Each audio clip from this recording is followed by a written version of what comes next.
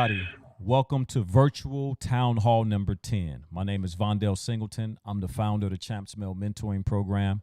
Just for those of you who haven't heard, CHAMP stands for Culturally Helping and Making Positive Success.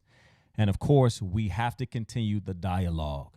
We have to continue the conversation. I heard a little bit earlier, like, why we keep having these conversations? Why we not continuing to have these conversations? Until we all win, we're going to continue to voice concerns, solutions to move our village forward. So I have the privilege and honor, and I never get tired of introducing my brother, the endurer, Reverend Briscoe. He's co-hosting with me tonight, moderating the conversation to push this conversation forward. He's about to come on, but before he do, let me give a quick shout out to all of the panelists who joined us last week. That's right, man. We had some amazing panelists to join us last week. We had Brother Jermaine Anderson from I Am a Gentleman. Man, we had a phenomenal turnout yesterday at Chicago Police Headquarters with the Cry series, and having young men get up from the Male Mogul Initiative. Walter Mendenhall shouting you out, brother. It was great to see these young men talk about solutions, how they think, how they approach, what they see, what they're feeling. And then, of course, other programs like Firehouse. And it was good to see my brother Corey Hardeman from Hope Dealers out there, Damian Howard, who moderated a powerful conversation. And all of these brothers have been on this platform in town halls. So we can work together. We can come together, unite, and solve these problems. But the thing that touched my heart was when I saw, right, they brought out a small casket, and they walked through to show the itty bitty size of this casket of these kids being murdered in our city. It must stop. So we continue, right, to come together, galvanize resources and solutions to deal with the problems at hand. So again, thank you, Brother Jermaine, for your leadership. Thank you for the partnership. Also, Jamal Bogle, who's working out in Tulsa, Oklahoma, my old stomping grounds. Worked at Kip Tulsa as an assistant principal there, and Jamal, he was out there, and he added some powerful points and tips. And then Joshua Morris, who's worked as a police officer, Army man, and he added to the conversation. And then Demetrius Underwood, one of our original Champs members, Gary Comer, college prep alumni, he definitely brought in a whole different spin on just like, hey, let's not forget about those that don't have a voice. So he brought that to the conversation. And then it was moderated by Brandon Pope from WCIU and Channel 26 Chicago. Man, he just came and he did what he do. So again, I just want to give a shout out to all of the brothers who continue to add their voice. We up to about 60 men in 10 weeks of adding their voice to this conversation. So thank you so much. Now, without further ado, my main man, the endurer, Tony Briscoe. In loving memory of Demario Bailey, Josephine Baker, you must get an education. You must go to school, and you must learn to protect yourself. And you must learn to protect yourself with a pen and not a gun. Yesterday, while I was at church with my family celebrating the birth of Christ, I received a message from my school saying another student lost his life. And this time, as most in the inner city, it was black on black, which doubly makes it whack on whack. How do four black men look at someone's 15-year-old son and decide to rob him and end his life with a gun? And while some were down on a magnificent mile showing unity, Satan came in again and cut down the life of a 15-year-old in our community. No doubt these men were bastard child. No dad, no brains, no sense, no hope. They grew up as a hazard child. And how can I tell a mother God blesses the child that has their own when she questions is she still blessed now that her child is gone? What can I say to his mother? Or what can I say to his twin brother? What can I say to his teammates whom he has to see this way? What can I say to his teachers who encouraged him to be all he can be? What can I say to his classmates who will no longer feel safe on the streets? What can I say to 20-year politicians that have brought no change we see? Hold fast, trust God, It's life. It's hard. Hold fast. Trust God. It's life. It's hard. Be angry, but don't let it break you. Be angry, but don't let it make you. Be confused, but don't let it blind you. Be depressed, but don't let it bind you. Be scared, but don't let it hold you. Be furious, but don't let it mold you. Be heated, but don't let it control you. Open your heart. Let God console you. I can sing God bless the child that's got his own, but what can I say to a mother whose child is now gone? What can I say to his family? What can I say to his advisor? What can I say to his brother who questions why he was the survivor? What can I say to conservatives that live in a world of rich hope? What can I say to Democrats that constantly pimp the black vote? And what can I say to these students whose tears I cannot dry, whose questions I cannot answer, why DeMario had to die? And what can I say to his teachers who encouraged him to be all he could be? What can I say to 20-year-old politicians that have brought no change that we see? Be hurt, but don't let it break you. Be angry, but don't let it make you. Be confused, but don't let it blind you. Be depressed, but don't let it bind you. Be scared, but don't let it hold you. Be furious, but don't let it mold you. Be heated, but don't let it control you. Open your heart and let God console you. It's life. It's hard. Hold fast. Trust God. It's life. It's hard. Hold fast. Trust God. You must get an education. You must go to school. You must learn to protect yourself. And you must learn to protect yourself with the pen and not with the gun. Josephine Baker. Ladies and gentlemen, welcome to another night of hard conversations for necessary transformations in our Champs virtual town hall. It is always an honor to stand before the people of Chicago and the people of the world so we can share the other side of the narrative of Chicago that's not necessarily always displayed in the media. And in order to do that story, we continue to bring people to the table from out of state, hopefully soon from out of the country, who can come on and share their stories of the work that they're doing, the passion that they have, and the lives that they're working to change. So first, I'd like to bring in for an introduction, and we'll flow from him over to Royce Jones and over to Daryl Cook. But for now, I would like for Dionne Sampson to come on and introduce himself to the people and welcome you to the Champs Virtual Town Hall. Well, thank you for the welcome, Reverend Briscoe. First, I'm honored to be amongst these great men. My name is Dionne Sampson. I am from Dayton, Ohio, currently an educator, but my greatest joy is being a community servant and advocate. I've been serving our community for over 23 years, and serving community is what I do. It's what I breathe. It's what I sleep. It's what I eat. And when I can't do that, my life is miserable. So I'm glad to be a part of this conversation with some awesome men who are doing work as well. Thank you. And no stranger to us is Mr. Royce Jones. Mr. Royce, come and tell the people who you are, introduce yourself and the work that you do, sir. Man, I'm blessed to be on here.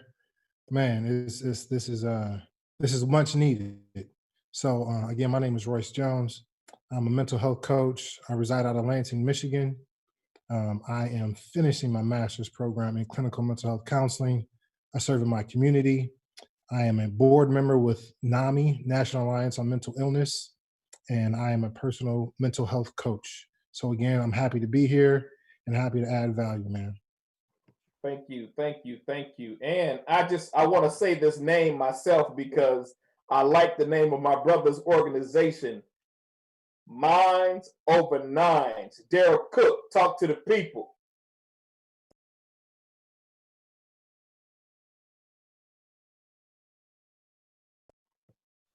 Did we lose Daryl? Okay, well, Daryl's going to come back in. He is no stranger to us either. And so while he's working that out, we are going to keep this moving and open up the discussion. I want to pose a question that I always do in the beginning.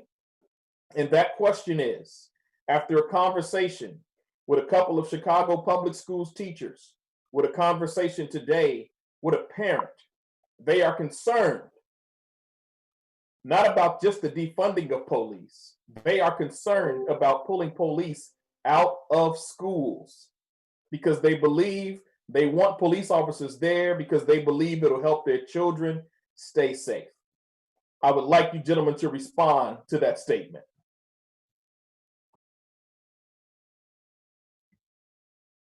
I'll go ahead and go, man.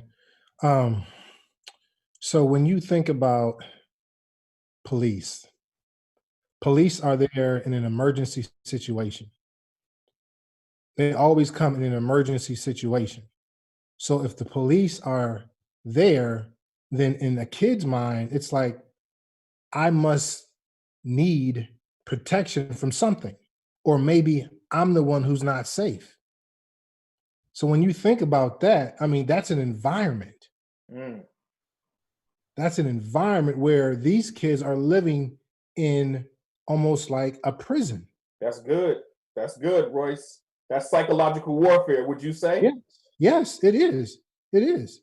And so if they're already in this mindset of I'm unsafe and this environment is unsafe, kids normally model what they see, what they hear, all of those things.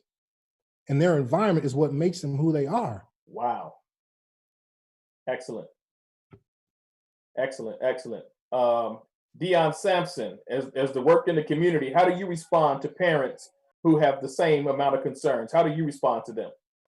I would agree with Brother Jones. So, especially in schools, being an educator myself, that when you spend more time focusing on changing the culture and the climate, because it's more work, you got to invest more to build relationships to help change cultures and climates. So it's easy to just give it off to the police because it's easy.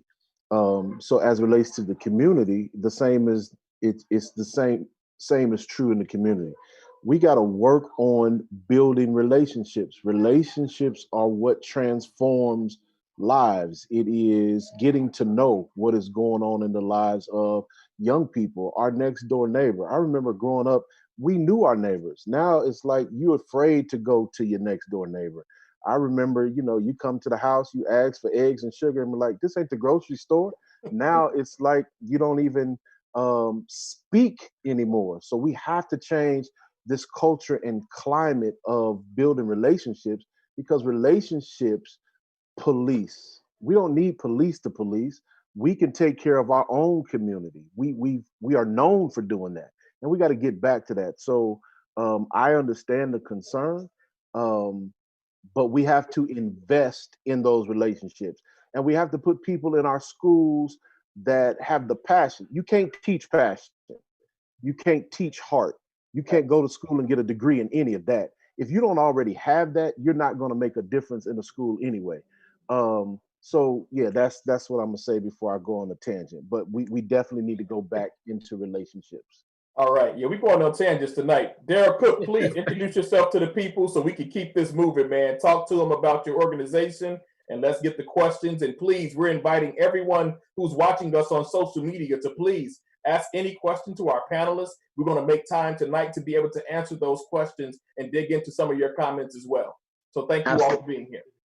Absolutely, brother. Real quick, I apologize for you, the panel, and everyone in attendance listening and viewing today. When you're trying to do real work like this is actually a great lesson to have for everybody to be able to view, because we can set it up and plan it perfectly, talk good, and we actually have something happen right in that moment. But it's not what happens to you, it's how you respond to it. And I'm responding with a vengeance right now. So thank you for having me back here. My name is author and national speaker Daryl Cook. I'm the founder of the Minds Over Nines Gun Violence Prevention Program, brother man. I work side by side with a lot of organizations in Chicago, New Era Chicago, Champs Mentoring, UNIA, anybody that's for the upliftment of our youth, and understand that once we finish talking, the work ain't done. We still got to put boots on the ground there. So who is D Cook? I'm a child of God, and I got to say that. I got to say that, bro, because I remember I didn't used to add that in there, and I need to add that in there, bro, because we get a source of energy from there.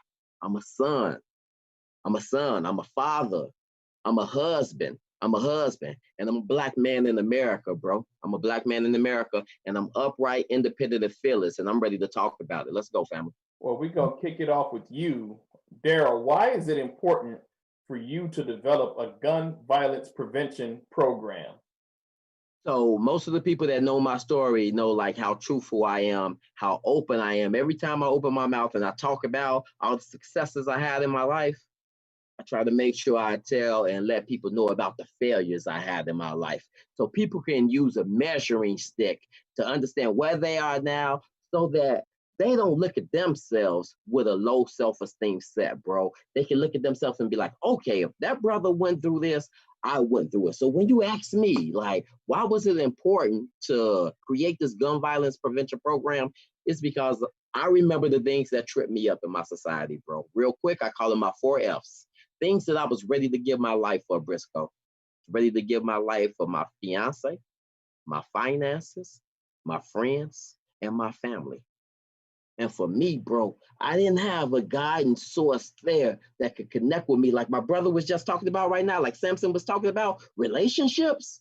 Bro, that's the reason why I cling on to Principal Vondell Singleton, bro, because of his personality, his understanding about how important and significant relationships are, bro. He brought me in, man, and treated me like a son, man, that he had all his life. And I respect him for that, bro. So it's my duty. It's my responsibility. If I make a mistake, which I did, which was in gun violence, and I almost put my son in a position to where he would have lost his father and his mother because I couldn't control my temper and I didn't know how to deal with rejection. If I had a mentor or somebody right there in that place that could break it down for me and be like, hey, young brother, I know you was raised up by the hood in the Chi. I know you grew up in Austin. I know you grew up in K-Town. I know you grew up in Avalon. I know you from the Wild Hunters, but I promise you, bro, Briscoe, you said something earlier. You said the pen, well, Josephine Baker with the poem that you read, which is a powerful piece. Yes. Said the pen is more stronger than that gun. And if that's true, then my mind has to be more powerful than my nine. And that's the reason that I had to come up with a gun violence prevention program, bro. So I can stop a brother from falling prey to those 4 Fs. The things where we willing to give our life over because of male expectation. Yeah, I remember when Ice-T was making his shift, I don't want to say away from music, but he was just trying to give a different message out. And he wrote this song that said, my lethal weapons, my mind. And so when I think of minds over nines, I think about even Ice-T and the transition that he was starting to make away from just the rap game, you know, but just still trying to make sure that he said something positive and something of influence. So thank you for sharing that. Dionne, how can spirituality help minority youth build resiliency and cope with traumatic experiences?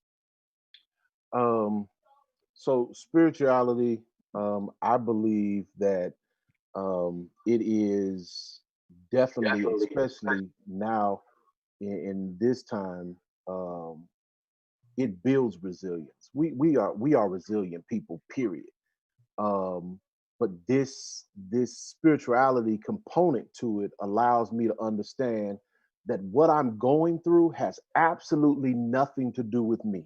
It has everything to do with the people that I'm going to meet, and I am just a conduit of being able to show people on this journey that I made it, and I'm that hope. I'm that example, that living example of what is possible if you just stay resilient. It builds resilience. Everything that I've been through has worked together for my good. It has made me a better person because of it. I grew up without my dad, met him at the first time at 35 years old. And all of my life, I have become what I've never had. That's amazing to me. And to have 4 kids that I walk in the door every day, to be something to them that I've never had. But I understand that the absence of him made me who I am today. It made me resilient. It gives me the ability to be that living example of hope. that tells people no matter what you're going through right now, I'm an example. I've been there. I've done that. And if you just believe, if you believe anything that come out of my mouth, believe that better is coming for you too. That you're resilient. We worry a lot about young people, but what I've learned about young people in education for 23 years, young people are resilient. Resilient. They are Yes. resilient. They don't need your sympathy. Just give them the tools to keep fighting. Come on, And bro. you got to be in their corner saying, hey, I believe in you. You messed up yesterday. You messed up on Monday, but today is Tuesday. I'm believing that Tuesday is going to be better than Monday. Yeah. And they will ride that wave because they know that somebody believes in them. They're resilient. Some of the stuff that our young people are going through, we did not have to go through that. They're already resilient. Yeah. And so I believe that spirituality piece makes you better because when everybody else bails on you, there's this inner strength that you recognize there's greater in me, there's greater for me, and I'm going to be greater because of it.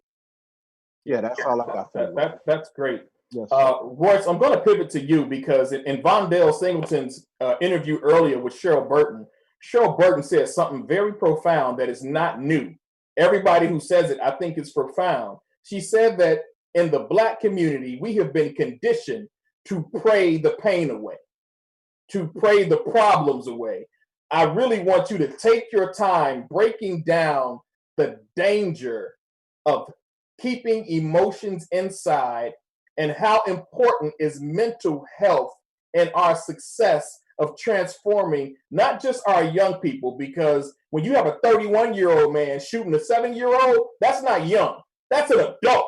So it's not just about young people here who we're trying to reach, right? There's a demographic of adults who are 40 and 50 years old who are still gangbanging because they never got the nurturing that Brother Sampson talked about. They never got the understanding of how to control their emotions that Brother Cook talked about. How important is our mental health, and how can we erase this stigma in the Black community that I got it, I'm good? Brother, Bible says be angry, but sin not. So what that's essentially saying is it's okay to have emotion. It's okay to be angry, but how do you use the anger? How do you control the anger? Jesus was on the cross, man, and right before he said, if at all possible, take this cup from me. So he had some emotions, and our emotions, our feelings carry energy. And that's not, and if God created us to have emotion, we would not know love without sadness. I mean, he said it, weep with those who weep, mourn with those who mourn. Those are all emotions. Those are all feelings. Yes. He created Adam and he said, you know what? It's not good that man should be alone. So let me create Eve. And so that's a companion. That's so that, we can't do this thing alone. And not just that, yes, let's pray, but let's deal with the things in your life. Let's deal with the deep rooted issues. Like, okay, your father wasn't there. Let's talk about that. Let's talk about, the challenges you face on a daily basis. Don't just suppress those feelings because they're not going anywhere. None of it is going anywhere. And until you fully process those things, until you talk those things out, that's the only way that you're going to get the healing that you need. And as far as men, like, we're conditioned to just suppress everything and we're good. But that's not natural. It's not natural. I love that. It's not natural. It's not normal. It's not abnormal. Yeah. Yes. Yeah. And we know time and time again what happens when we suppress our feelings, when we suppress our emotions. It's like, I want to say, compound interest. It just builds until we erupt. And I'll give you an example. Let's say the night before you should have filled up your tank, but you didn't fill up your tank for whatever reason. So you get up in the morning and then now you have to go fill up your tank before you get to work. And then now you get on the freeway, somebody cuts you off. So you're angry at that. You get to work, and then you had a deadline that you missed. So you're angry with that. And then you get home, dinner's not made. And so you're upset with that. And then finally, you just go off on your wife and your kids. So that's like compound interest. Those feelings, those things, those situations, like that's not something you just pray away. Excuse me. It's fine to pray, and you should, but we still have to get to the root cause of those issues. Like for me, like my father, was one that was abusive. That was an issue. Both my brother and I grew up in the same household. I dealt with my pain and my trauma differently than he did. And now he is in prison because of it, because he couldn't deal with it. He didn't know how to manage that. Yeah. And the stigma around mental health is that if you say mental health, it's about someone who is the mental illness side versus the mental health side. And the mental health side is maintaining a balance. It's how you relate to yourself. Mm-hmm. It's how you relate to the experience on a daily basis, because this is called life. Yeah. So again, pray, but when you need to seek help, when you feel like that anxiety is building up, your depression is building up, when you feel like, man, I need to, I can't deal with this, so I'm going to drink. I can't deal with this, so I'm going to smoke. I can't deal with this, so I'm going to binge eat. Mm-hmm. All of those things are not dealing with the root issue.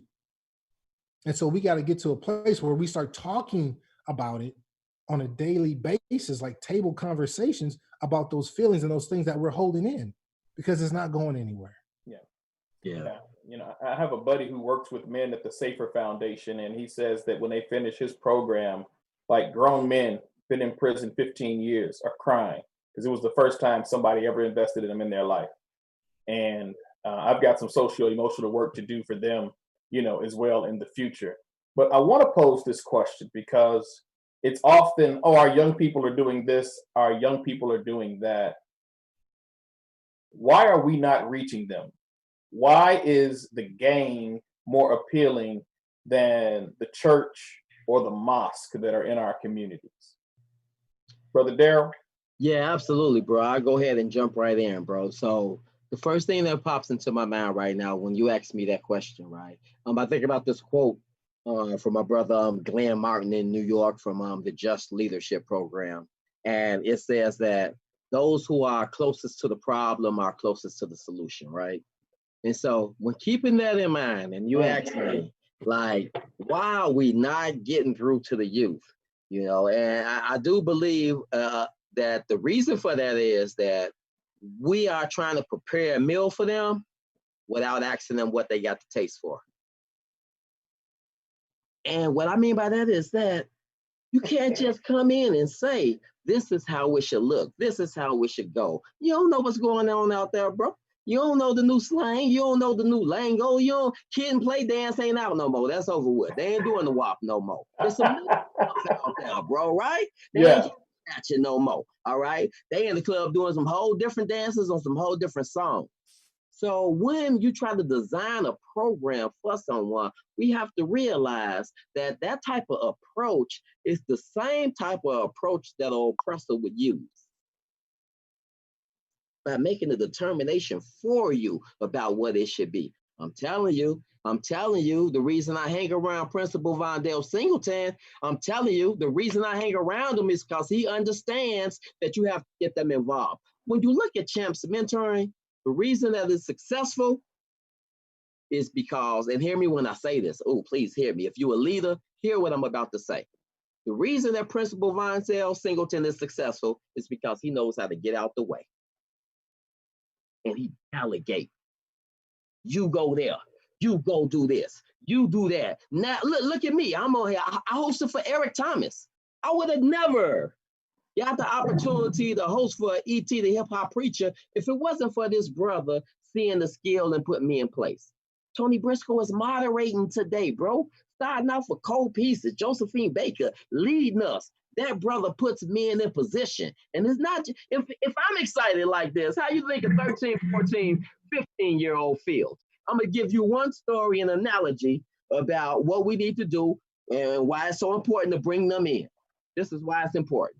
I've been to Gary Comer Youth Center so many times. I walked up there one time. Principal Singleton was inside the classroom. They were going over the champ's mantra. They were going over all the work, and they were just making sure that everybody get it. They want to make sure that everybody got their champs all in. You know what I'm saying? They want to make sure that everybody know, you know what I'm saying? It's a setup for success. And there was one guy who didn't get it yet, right? And it was like 30 guys in the room. This is how you have to be. Principal Singleton was like, yo, I need you to hold this class down for me. I'm going to go back here with my man. We'll be back when we get it. And they left that class, bro. And they came back in 10 minutes. Principal Singleton says, salute.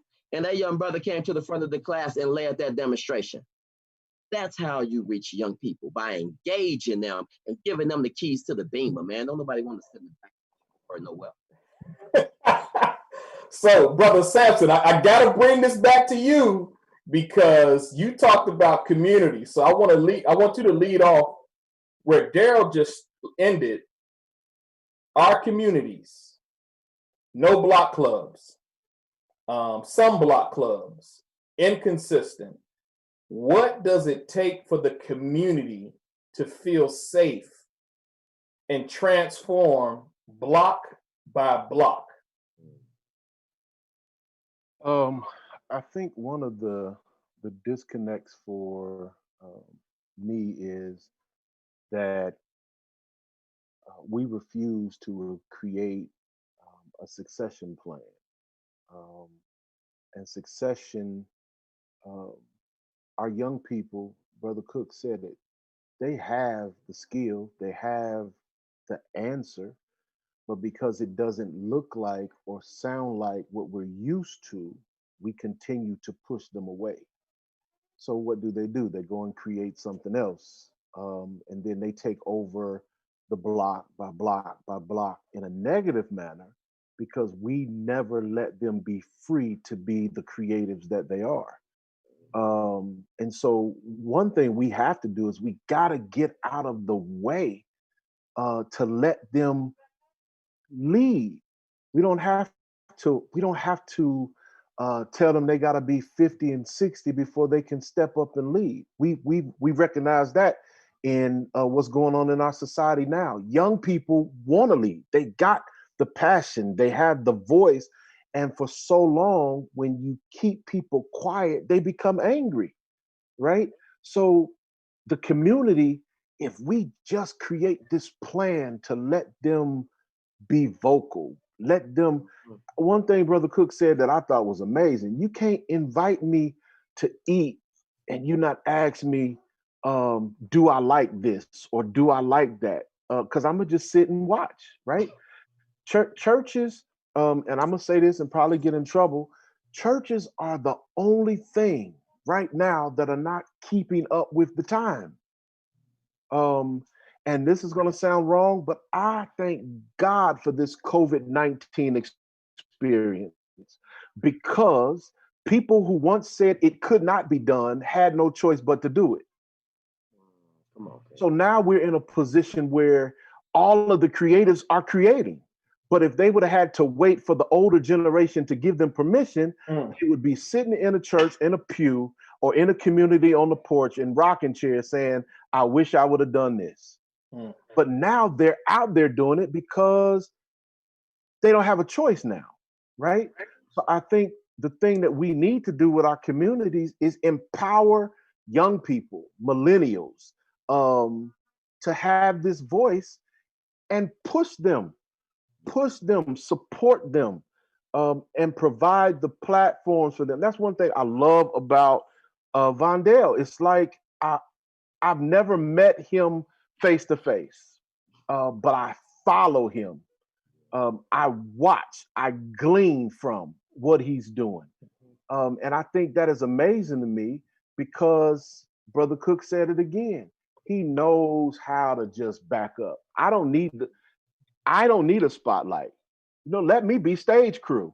Just as long as the show go on. I'm cool with being behind the scene. I'm cool with closing the curtain.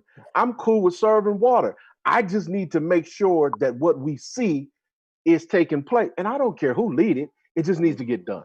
Yeah. And Mr. Singleton, let us know if any questions are coming in out there, any statements that we can address. You can throw them in chat, and I'll present them to the team that's here. What I want to ask you, gentlemen, is because we have to realize that policy plays a big role in the condition of our communities. One thing you said, Brother Sampson, and I'll take the hit for saying it the way I'm gonna say it. And we have politicians. And I'm not dealing with Republicans. I want to talk straight to the Democratic Party. It's not to call them out or single them out, but we literally have politicians who've been in office 20, 30 plus years who consistently get voted back in, and our block hasn't changed. Now, I understand that it's not their role. Like they're there to manage, right? They're managers in essence, right?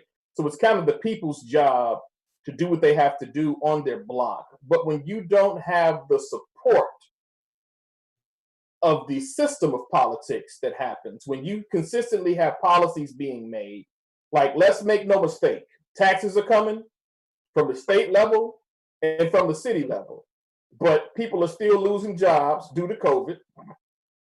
Some people have had pay raises, some people haven't. Some people are getting laid off. I want to put some accountability on politicians where it belongs, because as far as I'm concerned, if you are a United States congressman that has been in office for 20 plus years, if you are an alderman who's been in office for 20 plus years, if you are the Speaker of the House in Illinois and you've been in office for 40 plus years, but the communities of those who are impoverished and in poverty and are packed in is not changing, you need to be out of the way. What are your thoughts? Yeah, bro. So you're right and exact. If I can just go ahead and jump in and respond to that, bro. Like when you talk about that arena, like this is what I know, bro. I think that piece is the piece that pushed me to the like academia arena as well. And I said, because you know what, I gotta know what's going on down here. Like I know what I want in my community. Yes. But the law doesn't match up to that. So every time I gotta go out the house, I gotta fight to defend it to get it.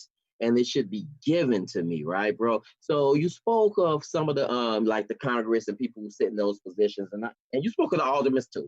So I'm gonna come here. I'm a base it like right here in Chicago and just like work from this point of view, right?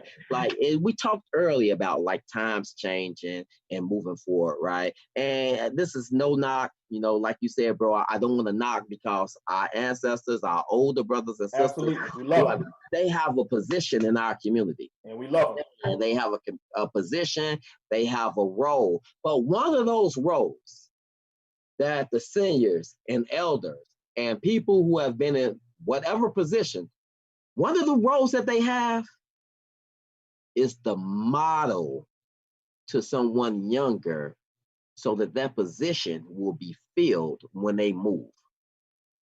This is what happened to us. Think about what happened after Barack Obama left. We didn't prepare. While he was in office. Yeah, while he was in office, we should have been grooming. We should have been grooming. If that was Jackie Robinson, we should have been grooming Willie Mays. Come on.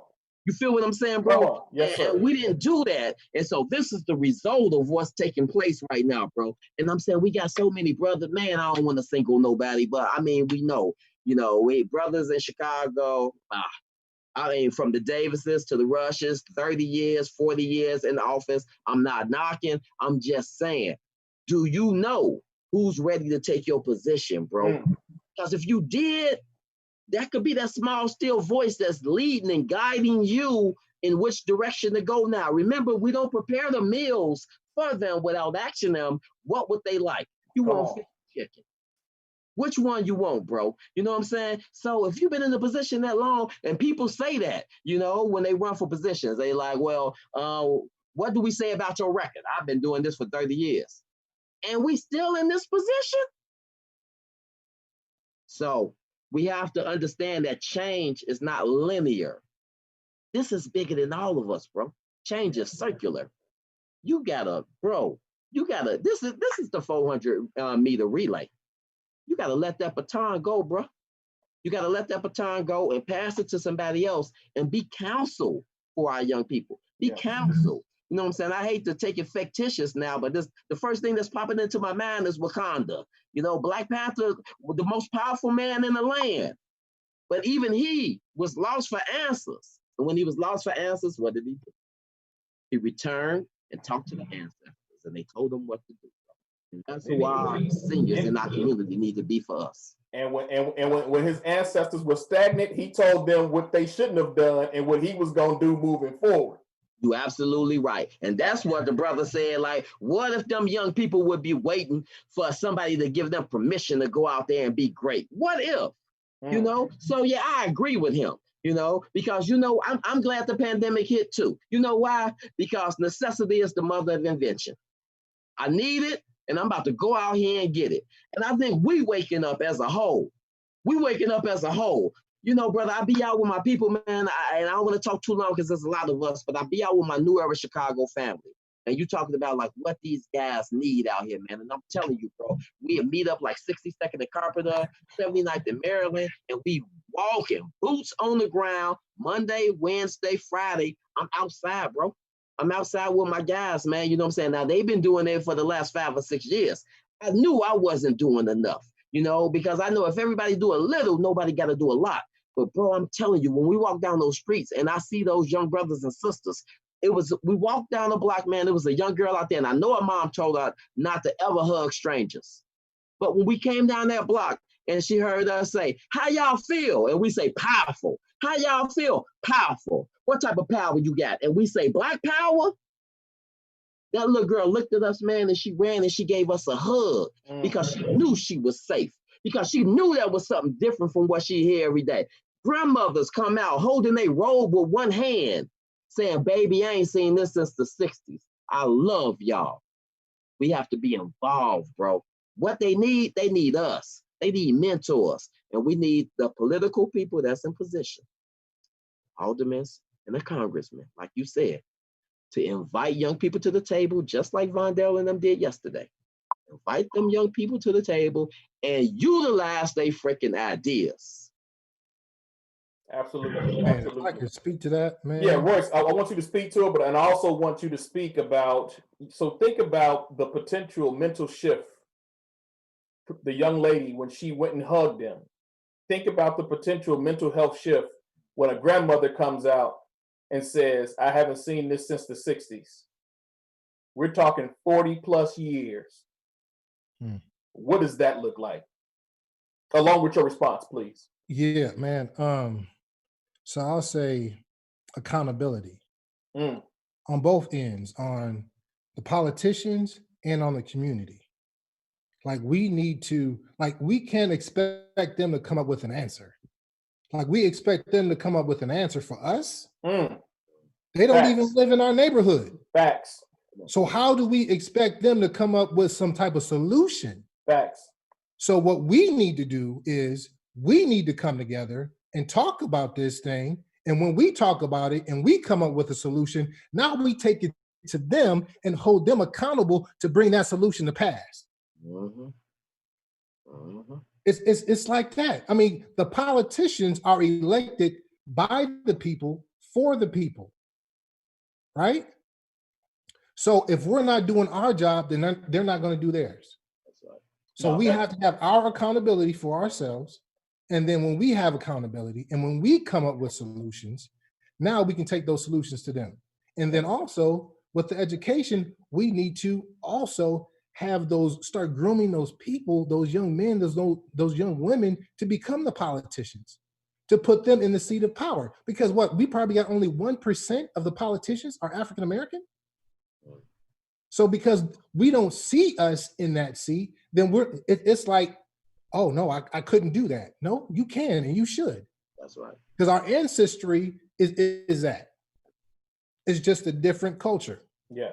Yeah. And so when we start to see, an older woman hugging a younger woman, or an older man hugging a younger man, it starts to instill hope. Yeah. It starts to instill resiliency. It starts to say, well, you know what? you know what, now we can change. We can really change this thing, because one thing about Christianity is that Christianity is not attractive. Why? Because why am I going to serve a God when you still living as bad as I am? So it's the same way when it comes to like hope, man. Like they have to see us living our best life. They have to see us, you know, in these power positions and in these positions in the community, in these positions in our church, in these positions with our career, in these positions with our entrepreneurship. When they start to see us in these positions, then they're like, oh, well, if he can do it, I can do it. Why? Because they don't have anything to go off of. Like our history, our background, where we are from, who knows that? Because it's been erased. And so now they need to go off of what they see. Yeah, That's right. Yeah, education, empowerment, and exposure. That's what Champs lives by. It's real vital. Brother Sampson, come on and tell us. Hey, before we go, we do have a question from our YouTube audience. And the question comes from Wade OC2. And the question is, how do we reestablish a code of conduct amongst our youth? How do we reestablish a code of conduct amongst our youth? Brother Sampson, give some thought to that. Come right in. All right. I think you reestablish the code of conduct with our youth when you reestablish the code of conduct with the elders. I think that I'm amazed, you know, as we were growing up, we've never seen men, when we grew up, men were never afraid to encounter young men. Now we have young men that older men are afraid to even interact with. So we have to change that code of conduct. The same help that we received, we are obligated to give that same help to this generation. It may look different. It definitely may sound different, but it is absolutely needed. You know, when you have the older people, hanging out and trying to be young again, the young people are confused by what code of conduct to follow. When you have the older people trying to beat the system and hit a lick here and get this here, and how they treat women and how they treat men, they're confused about what code of conduct to follow. So in order to get the young people's code of conduct back intact, we got to get our code of conduct back intact. Yeah. That's excellent. That's excellent. Yeah, before you speak, I want you to go in with this quote from the hip hop artist Nas. How can our elders judge us? Most of our elders failed us. Talk to me. Ooh-wee. So by going right after that line right there, bro, I cannot dispute that line right there, bro. And so what I would say is I would have to get in line with my brother Sampson and lock arms with him and say that, yeah, the first thing that has to happen, and my brother Enoch Muhammad, who does the hip hop detox, he does this, right? He has written an apology letter from the seniors to the young people. And everywhere he goes, he recites that piece, and everybody has to recite that word in the room. And it's powerful because the older generation hears the young generation talking to them, and vice versa, right? You know what I'm saying? So yeah, bro, like we have to lock in with them and like be a part of their life, like all the way, man, like all the way, bro. Like our young people, they're strong, they're powerful, just like Sampson said. We got to give them the keys, man, and make sure that they get it. How do we restore that love in the community? I know things will be back intact when one or two things happens, right? One, when we get all brothers to understand that if I do a little, nobody has to do a lot. And it's my duty and my obligation to protect women and children. That's one. And the sign that'll show me that is happening is when I see something that I haven't seen since I was a youngster. When I see a young man sitting inside Aldi's or sitting inside Jules on the ledge, and he asks an elder, or a mid-aged woman, can I help you with your groceries? And she say yes, and let him walk to the car. That's when I know we back on the page that we need to be on. because when that happened when we was coming up, because the mother respected the son. She trusted him. She didn't think she was going to get hit upside the head. She didn't think she was going to get robbed. Sometimes she didn't even drive up there. She would let you carry the groceries to her house, and she'd go inside that pocket change and grab $2 or $3 and give them to you, and you run to the game room with your homies and kick it all day long. We need that back in the hood, accountability. Last thing I want to say, bro, we talk a lot, and I have to say this. I don't think I've said this on any of my platforms because, you know, we dealing with a pandemic and we dealing with oppression coming from police, the system. But you know what, bro? I'm going to just say it like it is, right?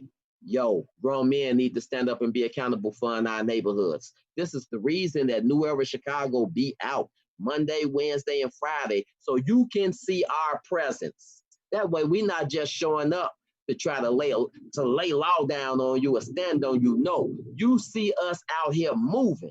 Now, when you see us out here moving, I guarantee you, bro, if a man get with a woman, and he used to putting his hands on her, if she ain't got no brothers, no daddy, no nothing, he freestyle and do it what he want to. But let me be her brother. Let us be her brothers. I guarantee you he'll think twice before he do that, because he know it's grown men on location. And when grown men stand up, little boys sit down. So our job is to be accountable for as men. Ain't no time off, bro. Ain't no time off. Listen when I tell you, I don't have an office. My office is the street, bro. My office is the street.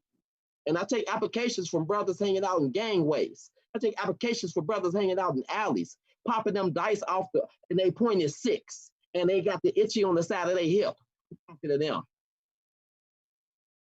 And that's beautiful, how we man. That's beautiful. That's beautiful. That's beautiful. Royce, I want to go back to mental health. With the defunding of police comes hopefully an increase, and it depends on what state's doing it, right, or what cities are doing it. There becomes an increase in funding, hopefully, for human services, right? What's the conversation that mental health professionals need to share with young people that, look, we're not trying to fix you. We can't fix you. We just want to understand what you're doing, going through, and help you along the way. Can you speak to that for us? Brother, it's funny you say that because just started an online community here locally in Lansing called Mental Montage. And it's a group of like mental health professionals where we're trying to make an impact in our community. And that's making mental health just basically removing the stigma and making like normal conversations. But we were talking and we talked about the young people and how coming to school, they're just going through so many different things. And in every school, they'll have like one social worker, just one social worker for like 400 or 500 kids. There's no way that you can reach every kid with that. But what I want to say is that it's hard to reach the kids because they're going through so much at home. There's so many different things going on at home.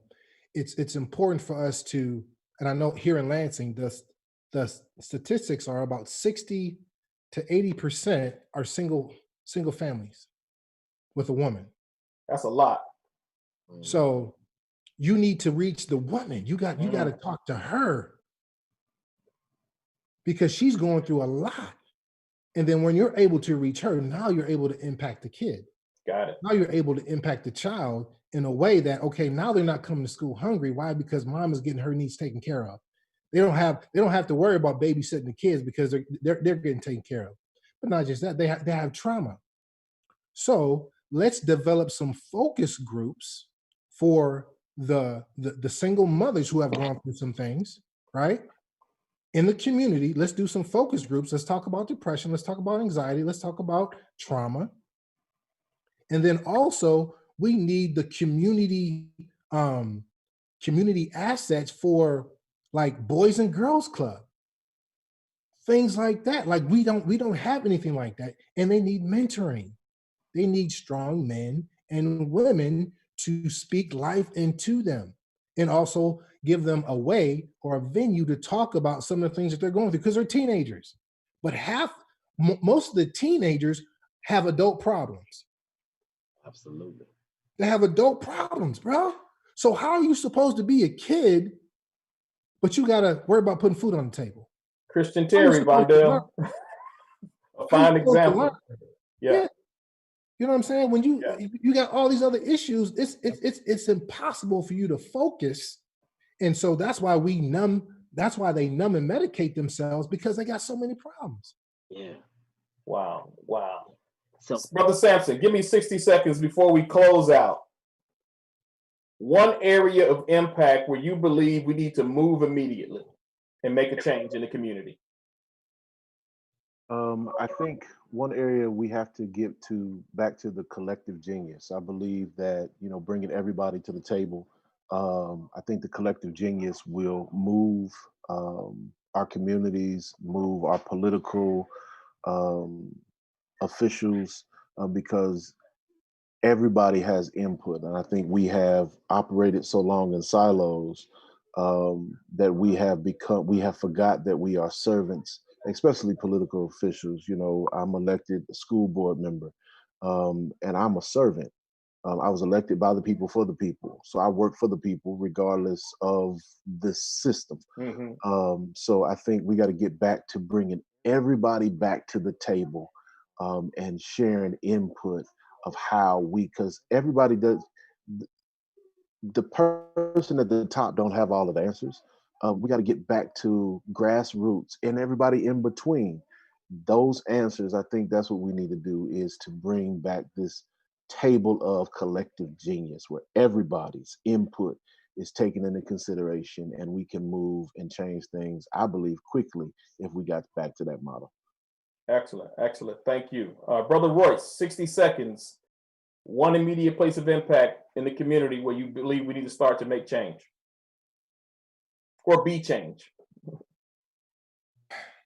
In the schools, man. Just having that access for kids to be able to talk to someone about their issues and not feel like they're being judged or anything like that. And when you have that venue where they can really talk about their challenges, now they can shift their focus from those challenges to the meat, which is like learning. Like, I need to learn this. I need to learn. Why? Because I need to become successful so that I can be the next person who's in line that can make a change. Excellent. Thank you. Brother Cook. Yes, sir. 90 seconds. Real quick, brother, man. When I think about this question, bro, I'm gonna tell you honestly who popped into my head. My brother Jamal Cole, right? Because you was like, how can we change this? In my mind, I'm like, man, we gotta hit the blocks. And then Jamal, he popping into my head, right? Because it said my block. Yes, sir. My hood. Yes, sir. My city, right? Yes, sir. Like my block. Like that means something, right, bro? Like my block. Like I'm responsible for this, right? Yes. Like, what can we do to make an impact right now? Man, step outside your front door, man. Take a look on the block, man. And if you see anything that need beautifying, bro, change it immediately, because it's going to change your mood. It's going to change your mood. And when you change the way the community look, you change the way the community act. You know what I'm saying? And when I see you, Mr. Herbert, Miss Paletti, Mr. Green, saying, cutting your grass and yelling to us, hey, stay off my grass, and you taking pride in it, I'm telling my friends who we walk, hey, get out the grass right there. That's Mr. Herbert. Hey, he ain't going to play with the grass. You know what I'm saying? That's how you get boundaries back in for our youth, man. Men stand up, create boundaries, and step outside your house. Start by just picking the trash up, bro. If we all do a little, nobody got to do a lot. Beautiful. Man, we thank you all for definitely chiming in with us tonight. We thank all the listeners and the viewers who are out there. I do want to piggyback off something Royce said, is that we cannot expect politicians to fix our problems, because that's not their job. We have to be accountable. Like, I know my alderman has town hall meetings. I know my alderman has a summer jam every year. It may not be this year, but because of COVID, but I know where my CAPS meetings take place. But you nailed it. can't expect them to give us solutions to our problems. We have to give them solutions to our problems, right? And so thank you, gentlemen, for chiming in. Thank you all for your comments that are out there in the social media world. I will now turn this back over to the awesome, incredible, probably the number one youth advocate I know, Mr. Vondell Singleton. Great job, gentlemen, tonight, man. Powerful, powerful conversation. And when I'm in this space, what I'm doing is I'm learning. I'm listening and I'm learning. Why? Is because I heard Bishop Jake say one time, shepherds need to eat too. Shepherds have to be fed too. And sometimes we have to just get into a place where we have no other motivation but to just listen and learn. And so thank you guys for filling my cup tonight, and going off what Brother Cook just mentioned. Tomorrow, this is what we talked about: activation, hitting the blocks, hitting the hood. Tomorrow, our virtual camp is going to a social distance community service event on 94th and Commercial. That's right. We going to help Pastor Anthony Wright get his mental health facility cleaned up. Why? Is because this is the new move. This is the new wave. It's going to be okay for us to ask for help and go to a counselor that looks like us, and we can sit down and break bread and work through these issues, generational curses, generational sins of the forefathers, right? Running and streaming through our blood that we have avoided and haven't dealt with. And as a result, not only are we struggling, but our children are struggling, because we didn't get the proper help. So the time of that is over. So we're meeting boots on the ground with those young men who are in the Champs virtual camp to give back to our community in solidarity, right, with something that will bring value, right, that will add an asset to our community that's so needed. So again, man, we're not playing with this thing. So any little successes that we have, we celebrate them. Absolutely. We are grateful for them.